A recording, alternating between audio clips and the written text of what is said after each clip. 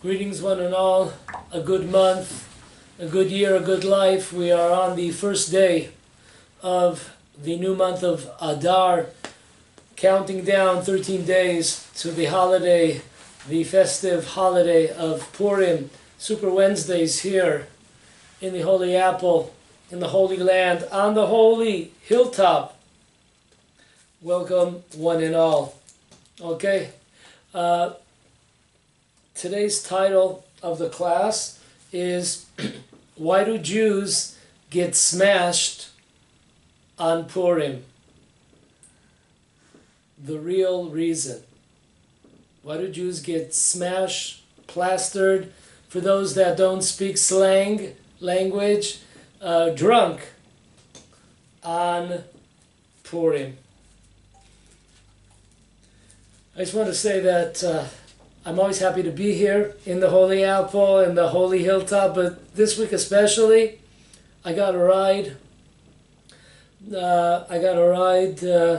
To here from my house, and I was really amazed because I've seen like some really speed racer type of driving by men in my life.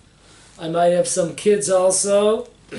Or some say parents, but to see a woman probably in her 40s, head covered, a mother, this I was like, I get into the car and the seatbelt that I'm in is not, it's not working. So I'm not seatbelted in, and little did I know that, wow, I wish I had that seatbelt, because this lady was, I've never seen such a thing. It's going in, weaving in and out, and stopping suddenly before crashing into cars. And like we went through this like Arab town. It's not an easy place to drive, even if you're going slow and you're careful. But this is like, I was like praying hard, God, I sure hope that we get to this class. So I'm really happy to be here as we came closer to the intersection here in Tapuach. I said, listen, if you're interested,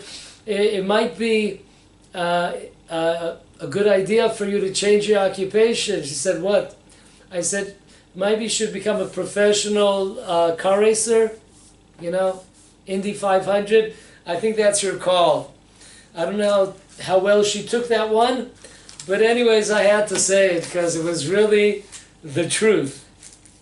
Okay, put on those seatbelts. First day of Adar, 5780. Okay, let's rock. We have some questions here. In the 4th chapter of the Scrolls of Esther, 11th verse, see a mighty unusual statement. Mordechai tells Esther that she must go into the chambers of King Achashverosh and plead for the saving of the Jewish people. Now, why is this unusual request? We know that Haman just decreed that the Jewish people would be annihilated during the month of the following year, 11 months from when it was decided, after throwing the lot. In 11 months, the Jewish people will be annihilated. So, what's unusual? It's very unusual, this request. Why? Because of the fact that Esther replies. She says, listen, I have not been summoned to the king in 30 days. And the law is in Persia. In those days, the law was that if you had not been summoned to the king in 30 days, you were not allowed to enter his chambers. And if you, even so, you entered the chambers, you would be executed. So Esther is saying, time out. She's calling a time out on the court. Like, what's happening over here? What's going on? Number one, we have another 11 months till this decree kicks in. it was decreed that on a certain day the Gentiles would annihilate the Jews. It was a certain date. So there's 11 months. What's the rush? Number two, forget the rush. Forget we have 11 months. But also, Mordechai is putting Esther in danger here because she has not been summoned for 30 days. Anyone that comes into the chambers uncalled, you're out. You're executed.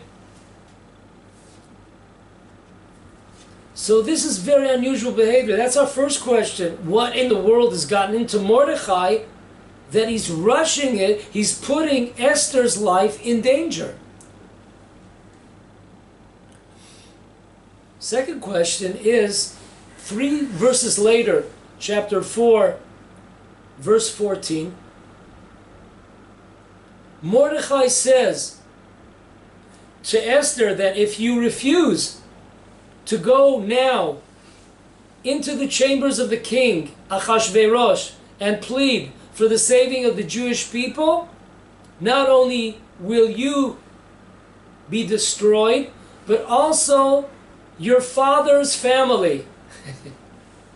Now, sometimes there's like, there's in-law jokes, and there's outlaw jokes, and there's mother-in-law joke. There's all kinds of, what is this specific, the family of your father will be destroyed. What is this? What about the family of her mother? Second question, what is that talking about? Why in the world is Mordechai bringing up, not only will Esther be destroyed, that I understand, but why is he bringing up that Esther's father's family will also be annihilated? Third question. There is, in the Code of Jewish Law, in 695.2, chapter 695.2, Orach Chaim, in the laws of Purim, there's an amazing law. It says there, Chayav inish libisumi ad lo yada ben Baruch Mordechai le'arur aman. There is a law that one must drink, intoxicate oneself, and reach a level of not being able to distinguish between the blessed Mordechai and the cursed Haman. Now, Judaism is very far, stays very, very distant from alcohol. I've heard people that are not religious talking about not, my grandparents' generation.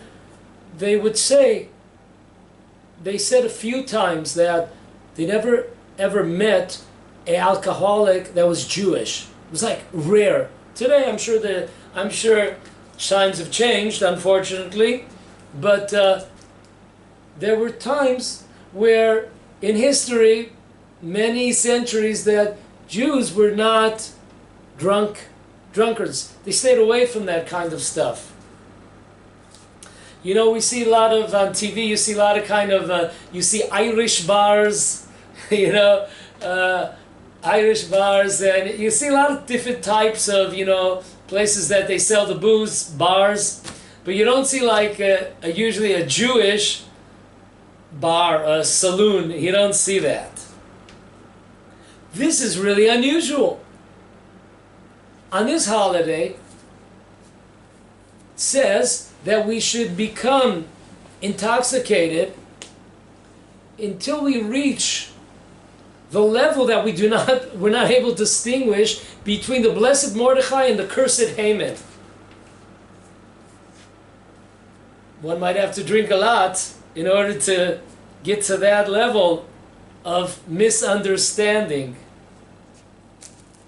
Okay, so once again, we have our 3 questions. Number one, what was the rush? Why is Mordechai rushing Esther to enter the chambers of the king after she has not been called for 30 days? She has, the Jewish people have another 11 months to work on thee. Number two, why does Mordechai, so to speak, threaten Esther that if she does not immediately go into the chambers of the king, that not only will she be annihilated, but also her father's family? What about the mother's family, grandmother? No, the father's family. What is the connection between Esther and her father's family being destroyed? Number three is Judaism, the Torah, which all year and all our life tell us the evils of drinking and to stay away, stay clear. All of a sudden, on Purim, it seems like there is a green light. It seems like there's a green light here to go ahead and get plastered, smashed, whatever.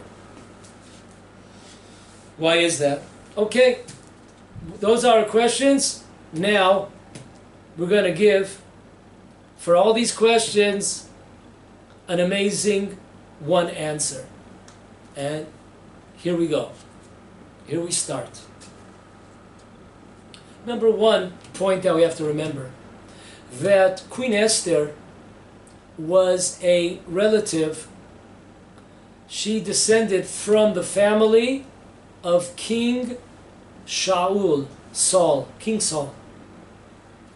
Okay, so remember, her from her father's side, she is a relative of generations, but she's a relative of King Saul from the tribe of Benjamin. Now, this is really unusual. This should be an eye-opener for us, because any of us that learn a little bit, we know that Jacob, when he blessed the 12 tribes as children, he blessed the tribe of Judah, that kingship would emanate from the tribe of Judah. So how is it that before Judah, before there is a king of Judah that wakes up, there is already, batting first, we have a king from the tribe of Benjamin named Saul? This is really unusual. So our sages asked the question, if Jacob gave over kingship to the tribe of Judah, why in the world did the tribe of Benjamin, via King Saul, why did they merit, or how did they come to merit being a king, not only a king, but the first king? So, based on two sources, one is a verse in Psalms 68:28, and one is based on the Talmud, the tractate of Sota, page 36b and 37a. Also could be found in the book the Mechilta, on the portion of Bishalach when the sea splits. Okay. The verse tells us in Psalms, the verse mentions that Benjamin ruled over Israel. And there, Yonatan ben Uziel, the amazing commentator, and also Rashi, they both tell us the same idea. Why in the world, or how in the world, did the tribe of Benjamin merit to have the first king of Israel, or to have a king at all, because we said kingship comes from Judah. And their answer, Rashi and Yonatan ben Uziel, those commentators, say clearly that because of the fact when the Jewish people came to the sea, and behind them were the Egyptians coming after the Jewish people to kill us, and in front of us was this gigantic sea. And the Jewish people did not know what to do. Some people even wanted to commit suicide. So, we are told that the first tribe to jump in the sea with tremendous faith in Hashem, in God, tremendous self-sacrifice, no questions asked. The first tribe to go in was the tribe of Benjamin. Now, in the Talmud, Sota, Tractate Sota 36b and 37a, there is a dispute there. There is an opinion that it was Benjamin the first to jump in. And there's another opinion that it was Judah that jumped in. So we now are taking the opinion that we take, both of course are true. We know that when there is a dispute among the sages, Elu ve'elu divrei Elokim chayim, both are the living words of God. That actually they both, there was a fight between themselves who's going to go into the sea first. That was the idea. They both wanted to go into the sea first. So we have an amazing thing. We have the tribe of Benjamin, without any questions, logic, against all odds, against all rationale. They go in and they jump into that sea. You know the song? I never promised you a rose garden. Who promised them to be saved? There was no promise to be saved. So, tremendous. Because of this, we'll call it blind sacrifice, self-sacrifice, they merited to have the first king of Israel from their tribe, Saul. So, we understand that Saul received kingship because of the merit of his forefathers, his tribe, Benjamin, and that kingship is based on their merit, which was, so to speak, throwing away our logic, our rationale.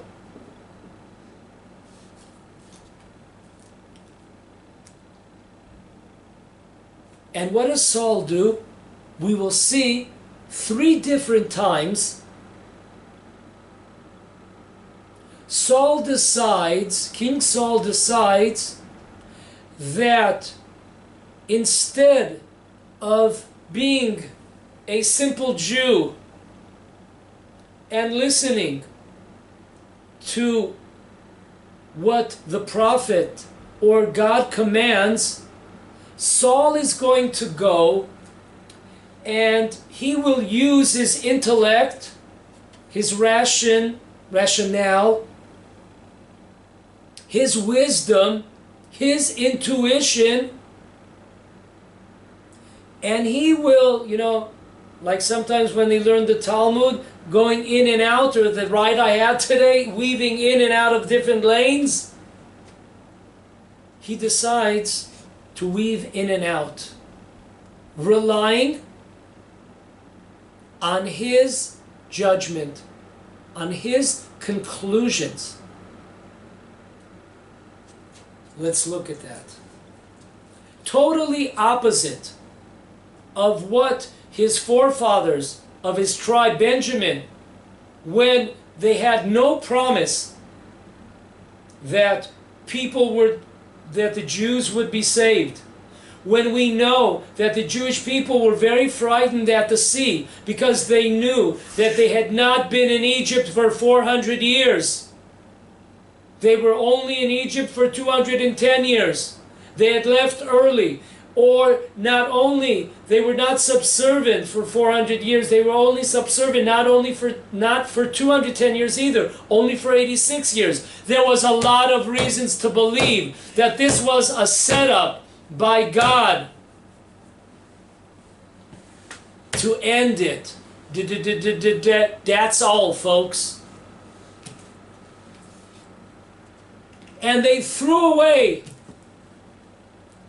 their intellect, so to speak, their rationale, their perspectives, their cognitive thinking, and said, self-sacrifice, we will sanctify God's name. And they jumped into the sea. And the sea did not immediately split. It's only when it got up to their nose did that sea split. So it wasn't like the first second, oh, everything ends, it was a happy ending. It was really tense. The water had to come up to their nose, and only then were they saved, and the sea split.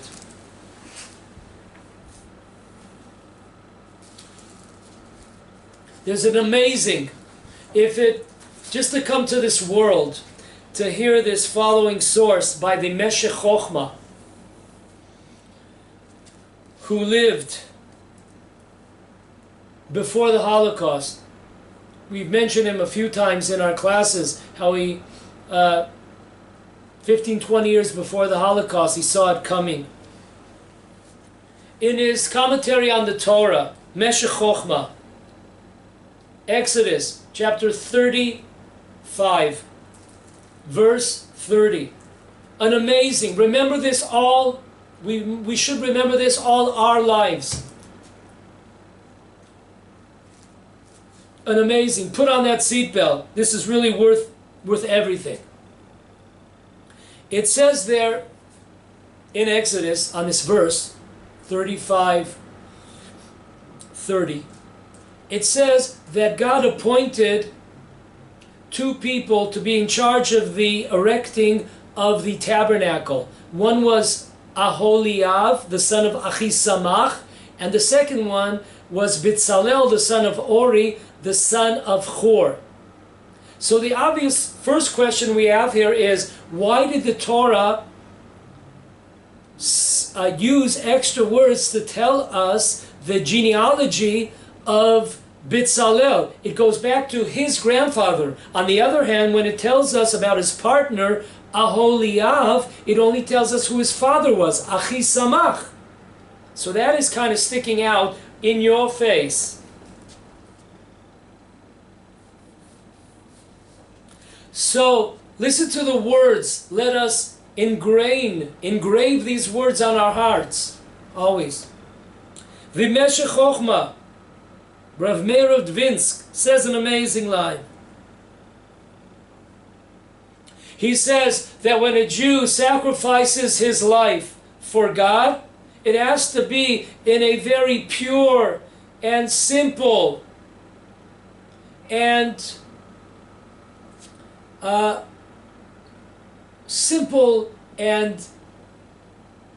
very pure, even a little bit childish manner, and not through philosophical exercises.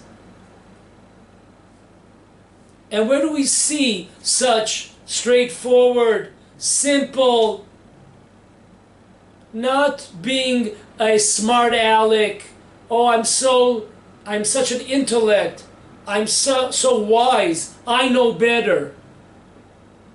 But against all odds, no questions asked, kind of blind, sacrificing ourselves for God.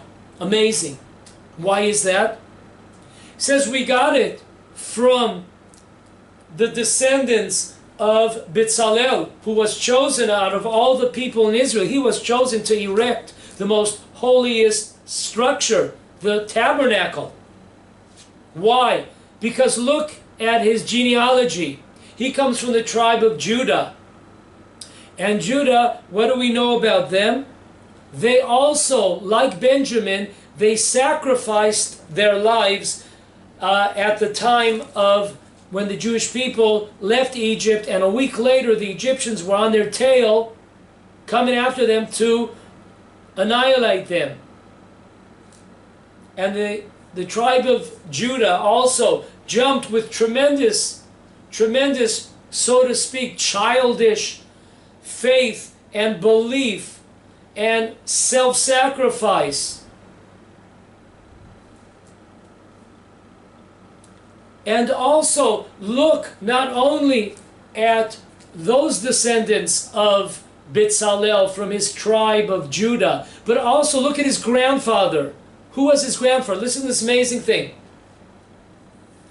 We know that when Moses went up to Mount Sinai for 40 days, when he came back, the Jewish people had made a miscalculation of time when he was supposed to be back. So, the multitudes of nations that had converted by the assistance of Moses,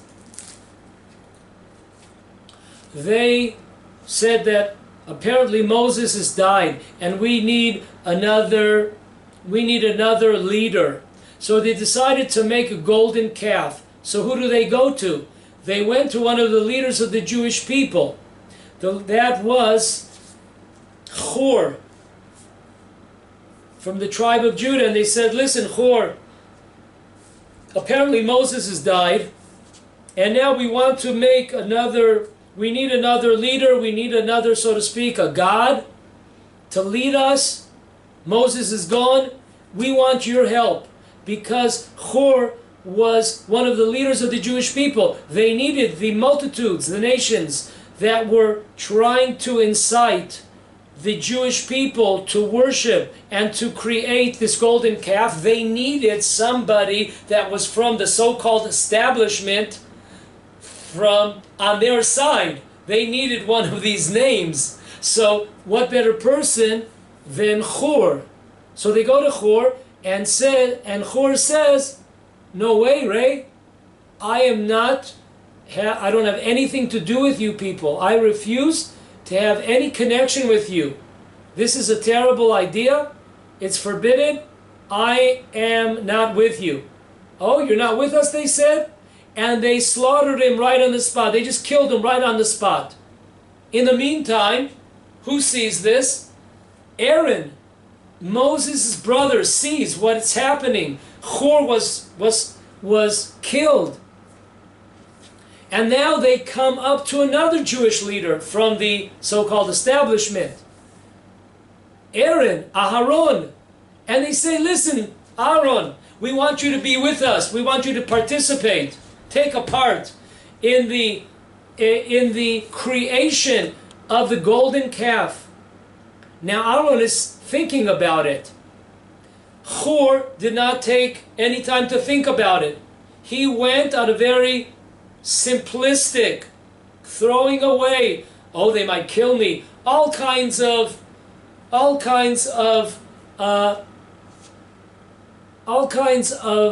thinking processes that he could have gone, all kinds of trying to find the easiest way out. That was not his path. Could he have found ways out? Yes. Did he? No. He went with this simple, call it if you'd like, blind sacrifice and belief in God Almighty.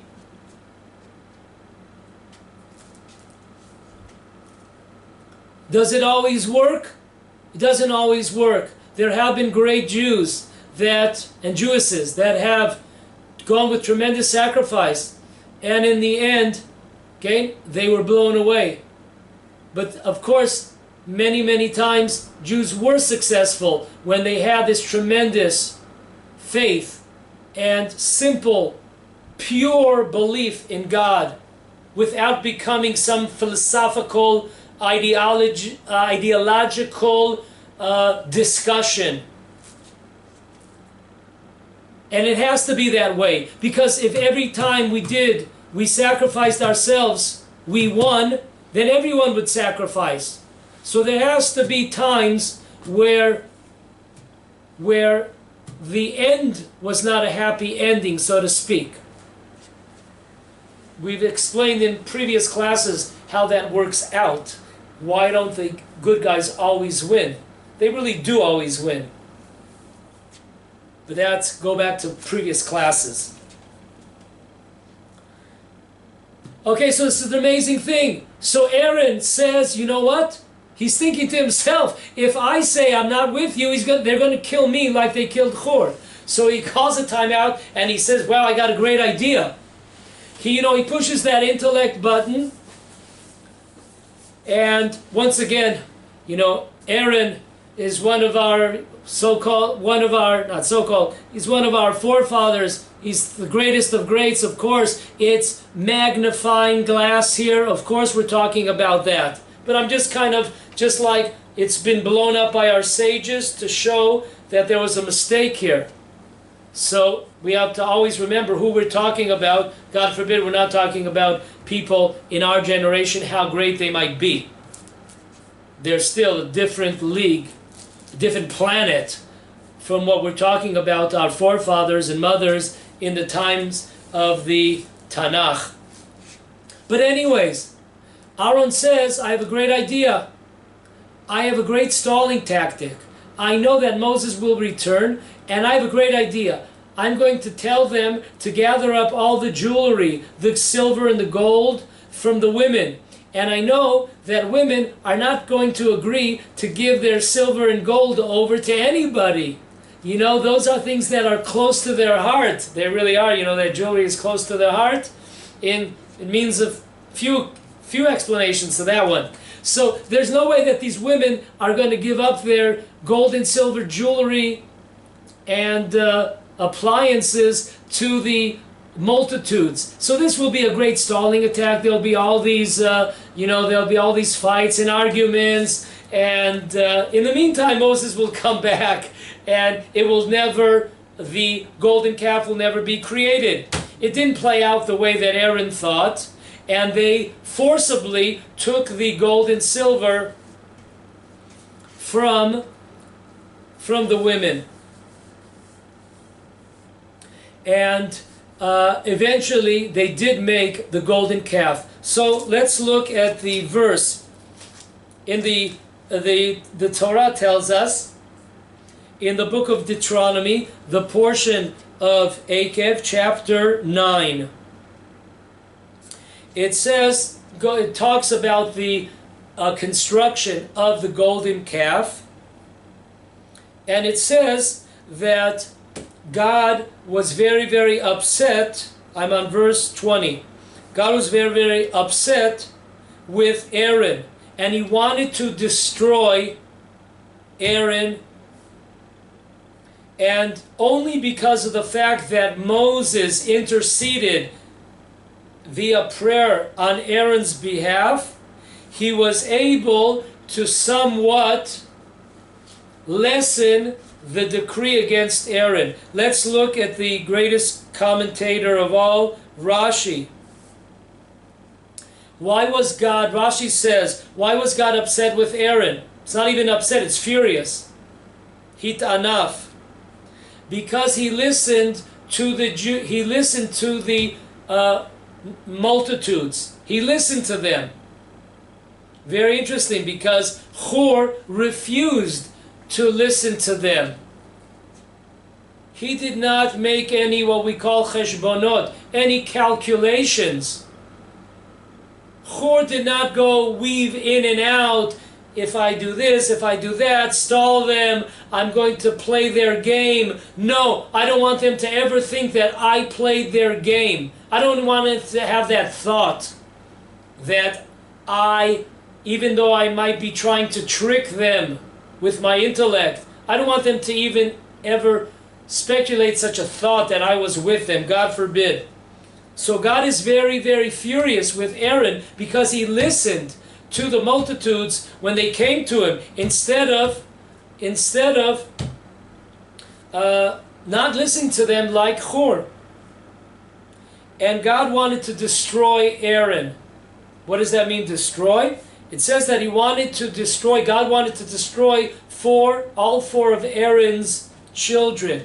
However, because Moses interceded with his prayers, only two of his kids, Nadav and Avihu, were eventually killed. So we have, very interesting, we have two Jewish leading figures. This dispute, one might call it, between Hur and Aaron, we might say that this is recycled in every generation. During all of our history, there's always been those two camps. The camp of Hur and the camp of Aaron. Now, we go on with the words of the Meshech Chochmah.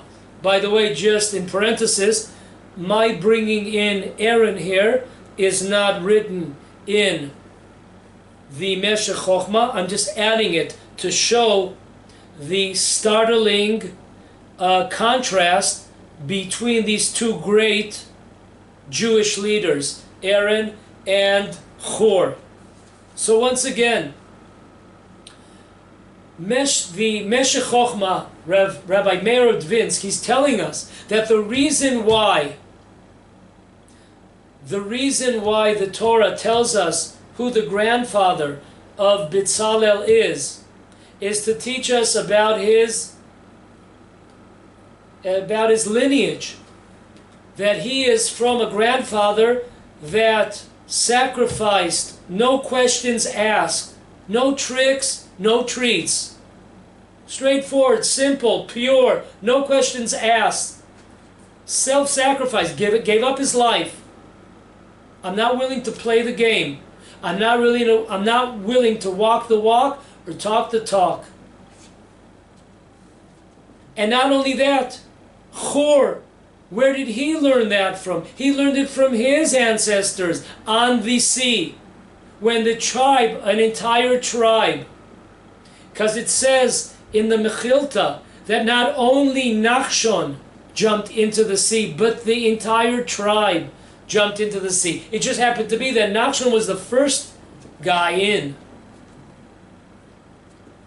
But then Rabbi Meir of Dvinsk, he's not taking off those boxing gloves. He keeps on hitting. Listen to this. Because the Meshech Chochmah says that philosophical investigations will halt a person from sacrificing themselves. Why? Because so many times we have an inner, this is what the Meshech Chochmah is saying, we have an inner desire. And in order to philosophically explain and try to show how righteous we are and how correct we are, so we are able to explain away our actions in such a political correct way. But really, our actions, our subconscious self did not want to sacrifice ourselves for God. And therefore we built an ideology around our subconscious desire to keep in this world, even though it meant many times going against God's commandments and Torah. And he brings proof to this phenomena in the words, in the 1600s, one of the great leaders of the Jewish people was the Yavetz, Rav Yaakov of Emden. And Rav Yaakov of Emden writes that if we look back to the time of the expulsion in 1492 of the Jews of Spain, we see an amazing phenomena. Listen closely, open up your hearts. We see that who sacrificed their lives? Who didn't play the game of the Moranos, the secret Jews? Who said, we will not convert to Christianity? It was the simple people. It was the women. And the Yavetz, Rabbi Yaakov Emden writes that it was the women who were successful some of the times in also convincing their families and their husbands that had other ideas. All kinds of, remember the song, there must be 50 ways to leave your lover. There must be 50 ways to get out of self-sacrifice for the Torah or for God or for the land of Israel. There must be 50 ways at least. With our tremendous intellect and knowledge and wisdom, and we're so keen, and our IQ and our philosophical issues. There must be 50 ways to get out of it. So he writes to us, those types, the 50-way club, they found their way not to sacrifice themselves in the time of the expulsion of the Jews of Spain. It was the simpletons, it was the women, it was the children. Children are always very ideological. You look at a demonstration, you look at the age. What's the average age at a demonstration? The average age at a demonstration, unfortunately, is probably, 16, 17 and below. Those are the people that are going out to demonstrate. Those are the people that have not lost the spirit and the revolution.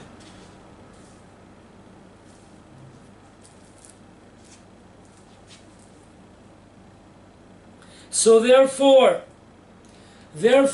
in Spain,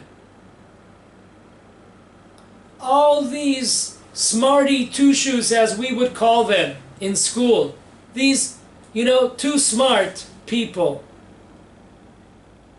they were the ones that did not sacrifice themselves for God, for the Torah.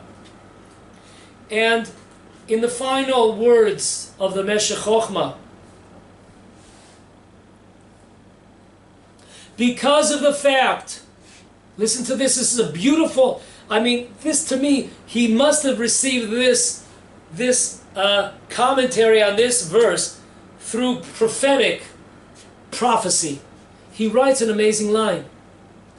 Those that chose to put their intellect, rationale, their cognitive understanding on the back burner and put the Torah, God's laws, commandments on the front burner. So measure for measure, what does God do? God fills, as it says in this verse 31, once again we're on Exodus chapter 35, now we're on 31, it says that God filled with knowledge and keen understanding Bezalel, the grandson of Hor. Measure for measure. You were willing to put your intellect on the back burner, and you were willing to throw it all away? Throw your intellect away, your perspective, your rationale, your keen understanding. You were willing to throw it away for the sake of God? Don't worry about it. I will fill you with knowledge, measure for measure.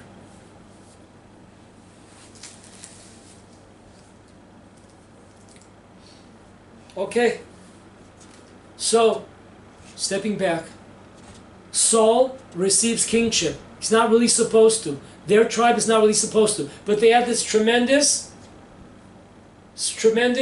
power of sacrifice, putting their intellect, their knowledge on the back burner and doing the will of God. Even though they could have figured out ways not to have to do what they did. So, the whole base and foundation of King Saul should be the same type of self-sacrifice and going in a straight path, not being a politician, not weaving in and out,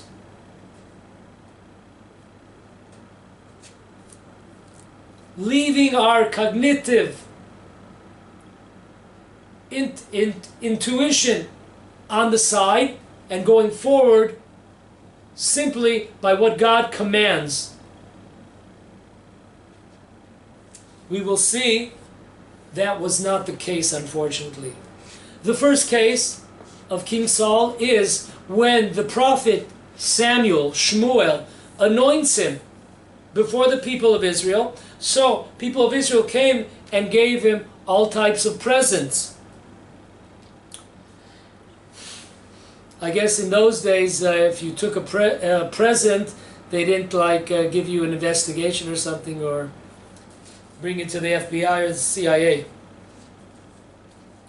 So, in the first book of Samuel, in the 10th chapter, in the 27th verse, it says that there were a group of Jews that when they saw this ceremony taking place of King Saul being anointed as king of the Jewish people, they looked at this King Saul. Now, King Saul was a very, very modest person, tremendously humble human being. So they see a person who's supposed to, you think about a king, you think of this like strong, Mr. America. And then you see oh, King Saul, this modest, humble, person, eyes down to the floor, he's not looking up, very humble, soft-spoken. So they say about him, you know what? A group of Jews, this is recorded in the source I just gave, it says that not only did they not give King Saul present, they also said, how is this person going to save us? Look at this guy. He's going to save us? Fat chance. So what does Saul do? The verse tells us he did not respond. Now, fast forward to tractate of Yoma. Yoma is a tractate which deals with mostly the laws of the holy day Yom Kippur. It says there on the 22nd page, side 2, it asks a question. Why, the Talmud asks a question, why was Saul punished? What did he do wrong to be punished by God? So, Saul did a few things wrong, but now we're asking, what was the source, what was the root, the beginning of Saul's downfall? Listen to this.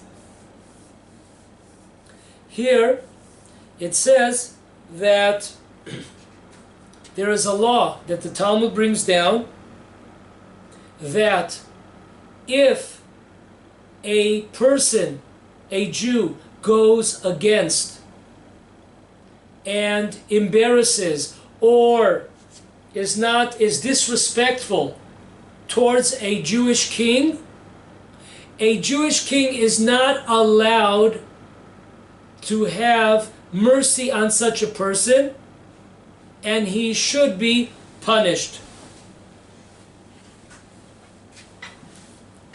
Why? Because a king is not a private citizen. A king represents God in this world. He's a representative of God Almighty in this world. So, if a person badmouths to his parents, a parent is allowed to forgive. A parent is allowed to forgive a child. But when it comes to a king of Israel, if someone is disrespectful, they must be punished. Usually it's by death. So that's the law. What does Saul do? Saul says, you know what? I know that's the law, but I'm different. I don't feel that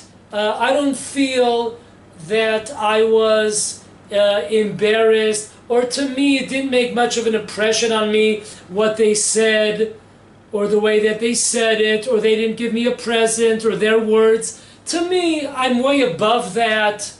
I'm a very humble person. I'm way above that. Whatever his rationale was, why not to do what God says straightforward? God says, if such a situation happens, you are not allowed to forego your honor, because your honor is the honor of the Torah, it's the honor of God.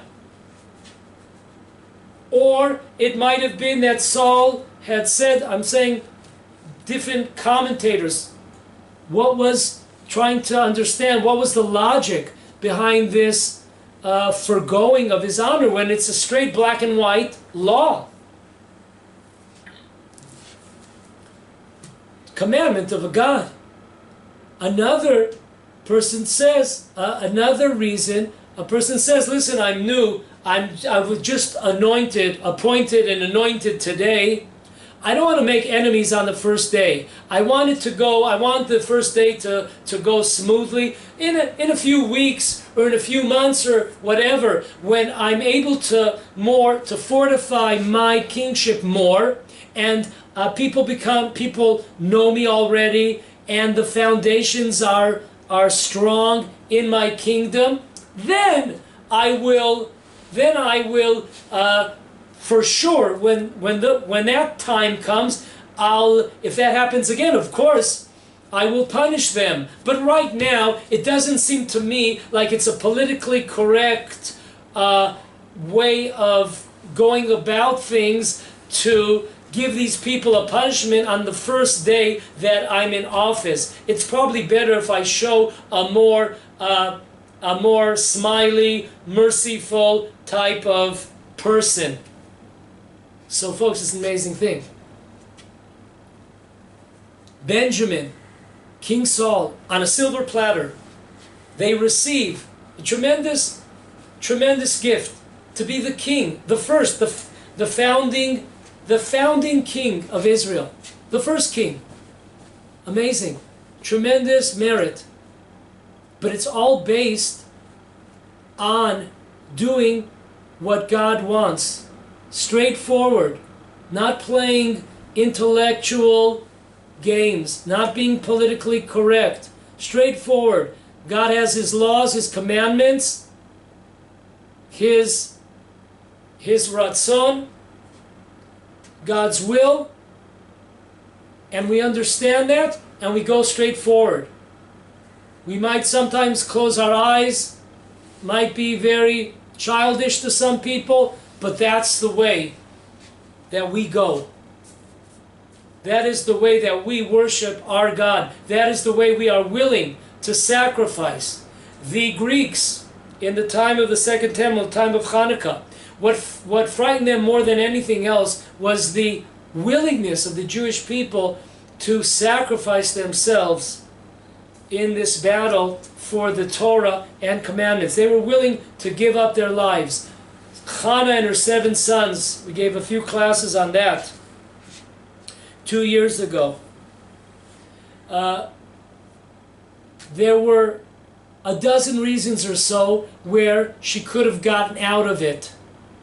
She could have gotten out of that situation with the king Antiochus of Greek and bow down. There were many ways to get out of it, but that wasn't in her cards. That was not the way that's not the way that the Jewish people are taught to tamim tiyeh im Hashem Elokecha. Be pure, be simple, pure as a child, with and walk in the ways of God. God willing, the second part next week coming. Then we'll get into the drinking aspect. So make sure, don't touch that dial, and we shall return next week.